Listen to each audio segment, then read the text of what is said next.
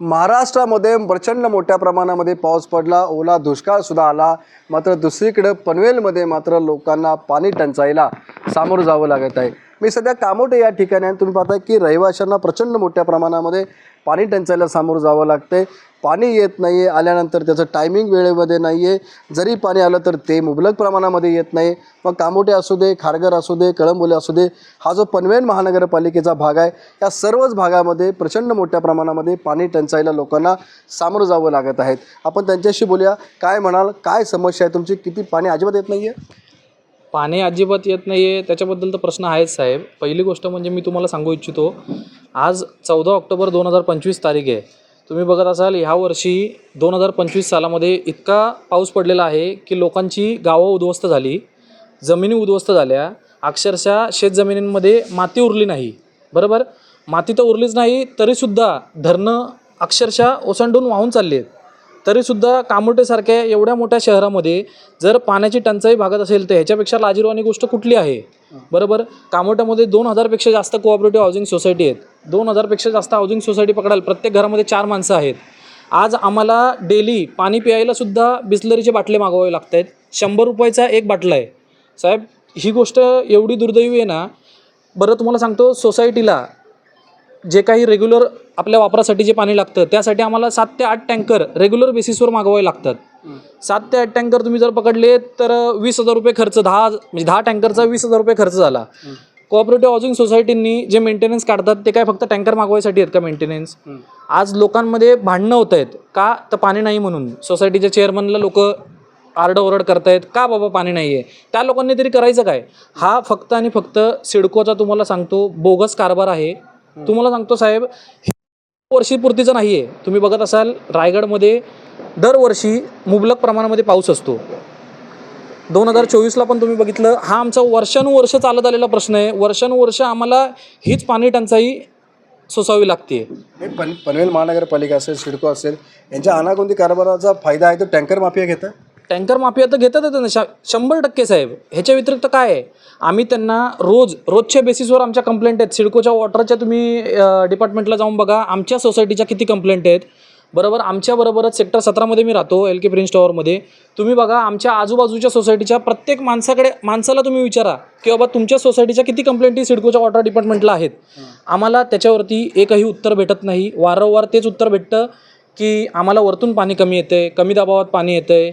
ही कारणं साहेब आहेत का? आम्ही पाण्याचं बिल भरतोय, प्रत्येक सोसायटी पाण्याचं बिल भरते. बरोबर, काय म्हणाल, काय अडचणीला सामोरं जावे लागतं?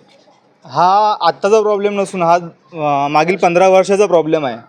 आणि मोरबी धरण जे अधिकारी आहेत त्या अधिकाऱ्यांना सांगितलं की सर आम्हाला पाणी येत नाही, तर ते बोलतात की पुढून प्रेशर कमी आहे, आम्ही काही करू शकत नाही. वरच्या अधिकाऱ्यांना आम्ही जाऊन भेटलो, सिडको अधिकाऱ्यांना भेटलो, तरी उडवडीची उत्तरं देतात की आम्ही आत्ता करू, उद्या करू, परवा करू.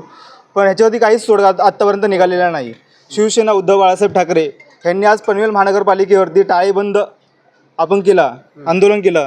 ते कितपत यशस्वी झालं आहे हे आपण सगळ्यांमार्फत बघू शकतो. जे छोटे छोटे चॅनल्स आहेत त्यांनी हे सगळं न्यूज कव्हर केलेली आहे. पण दिवसाला आपल्याला 7 ते 8 टँकर मागवावे लागतात त्याच्यासाठी. ही खंत. तुम्हाला काय ताई, पाणी येत नाही आहे, काय त्रासाला सामोरं जावं लागतं? तुम्ही गृहिणी आहात. आता तुम्ही एक सांगा, पाऊस किती पडला ह्या वर्षी? भरपूर पडला. मग ही समस्या यायला कशाला पाहिजे?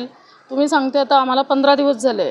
हा 15 दिवस कंटिन्यू त्रास आहे. हा मुळात टँकर मागवले त्याचा गाळ.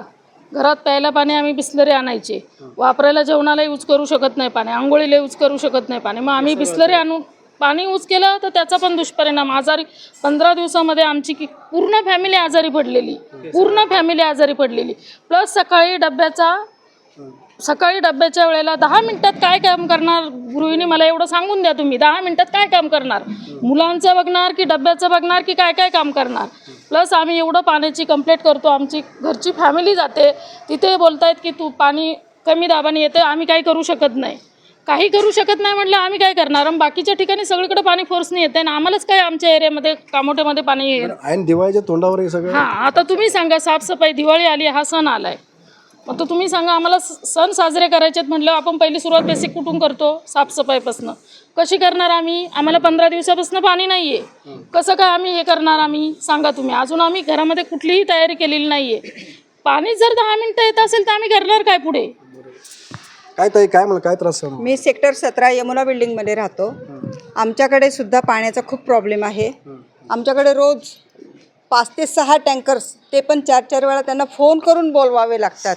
त्यानंतर सिडकोचं जे पाणी येतं आमच्याकडे ते सुद्धा ते सांगतात 6 वाजता 10:30 वाजता, पण ते सुद्धा आम्हाला अगदी 1-5 मिनटं येतं आणि परत रिटर्न होतं. त्यासाठी आमचे काही मेंबर्स, कमिटी मेंबर्स रात्री 1-1, 2-2 वाजेपर्यंत जागे असतात का की आता पाणी येईल, तेव्हा पाणी येईल, बघूया आपल्याला पाणी येतं की नाही येतं आहे. ते पाणी नाही आले की नाईलाजाने आम्हाला प्रायव्हेट टँकर्सला परत फोन करावे लागतं. बरं, एक फोन करून पण ते पाठवत नाही. आम्हाला 4-4, 5-5 वेळा त्यांना रिमाइंडर करावं लागतं की पाणी हवं आहे, पाणी हवं आहे. बाहेर धो पाऊस पडत असला तरीसुद्धा आम्हाला बाहेरून पाणी मागवावं लागते. आणि दिवाळी या सणालाच नाही, अशा वर्षातले कितीतरी सण असतात की त्यावेळेला ऐन सणाच्या वेळेलाच आम्हाला पाण्याचा प्रॉब्लेम येतो. ताई, तुम्ही आता पाणी टंचाई आहे म्हणजे पाण्याचं टाईम टेबल नाही, कधी पण सोडतात? पाणी कधी पण सोडलं जातं. माझ्यासारखी जी गृहिणी नाही आहे स्त्री, तर जॉब करणारी मला सकाळी घर 6ला सोडावं लागतं. पण अशा वेळी पाणी नसेल तर प्रश्न पुढे खूप गंभीर उभा राहतो. बऱ्याच वेळा माझ्या सुट्ट्यासुद्धा झालेल्या आहेत पाण्याच्या समस्येमुळे. यावरती काहीतरी महानगरपालिकेने तोडगा काढणं आवश्यक आहे. नगरसेवकांनी आमच्या भागातल्या गांभीर्यानं लक्ष देणं गरजेचं आहे, एवढं मला वाटतं. नक्कीच आपण पाहतो की या ठिकाणी सिडको असेल किंवा पनवेल महानगरपालिका असेल, या दोन्ही यंत्रणांकडून आहे ते योग्यरित्या खबरदारी घेतली नसल्यामुळे ऐन पावसाळ्यामध्ये या ठिकाणी कामोठेवासियांना, खारघरवासियांना आणि पनवेलमधल्या इतर भागातल्या लोकांना सुद्धा पाणी टंचाईला सामोरं जावं लागत आहे. विनायक पटेल, ABP माझा, नवी मुंबई. ABP माझा, उघडा डोळे बघा नीट.